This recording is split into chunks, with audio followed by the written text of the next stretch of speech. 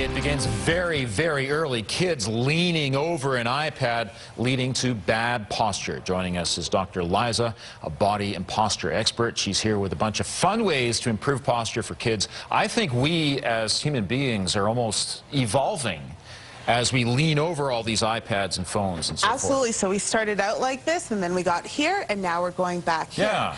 So now we're seeing it in as young as kids as 3 and 4 years old, where you see that their posture is actually slouching in. Right. Something that we would see 20 years ago in maybe a 60-year-old.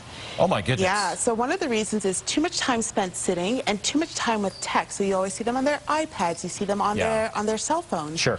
And it's not just the posture we're worried about. We're worried about what poor posture can lead to. Yeah. So there's a recent Danish study that showed that in early adolescence, 86% reported pain. Mind you, most of it was mild, but in 20% of these early adolescents, they've reported severe back pain. Yeah. So we have early adolescents, right? So before the stage of puberty, who are reporting severe back pain. Yeah, we've got to do something about this, really. Absolutely. And then not only that, you've also heard about studies where they say that increased tech use is associated with anxiety and depression in young kids. So it's not just because they're using tech, some of it is because of their posture. So when you are hunched in like that, their lungs don't have enough room to expand, so you're not getting kind of leaning over, right? Exactly. So you don't have the full expansion of the lungs.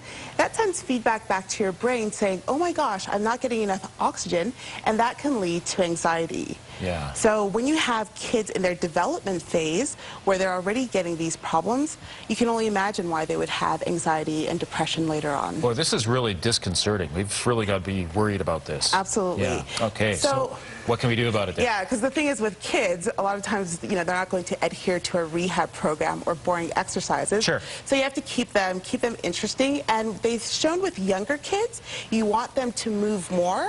And then with older kids, you don't want them to put too much load on their back.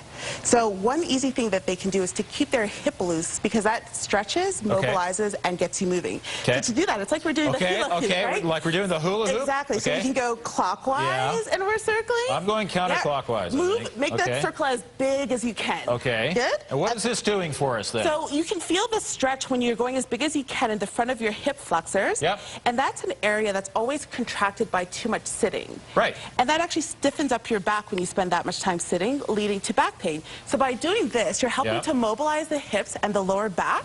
Okay. And you're getting moving, right? So it brings circulation to that area. I feel a little bit better already. Exactly. So that's more so for the lower back, but what about the upper and middle back? Yep. So as we mentioned, we have this hunched, and typically, you know, your typical teen or early childhood doesn't want to do yoga.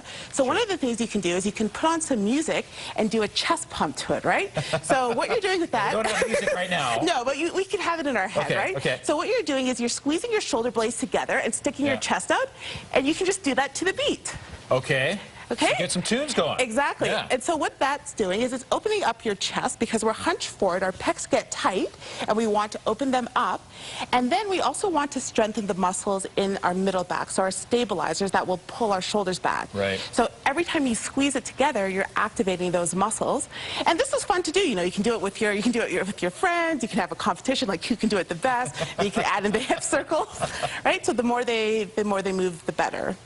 Not to mention getting out for a bike ride, perhaps. That's also helpful. Just moving, running, walking, getting out there, not just sitting. Yeah, I'm with you. Okay, thanks very much. You're very welcome. You can check out Dr. Liza's website as well. She's also on Instagram, Facebook, and Twitter.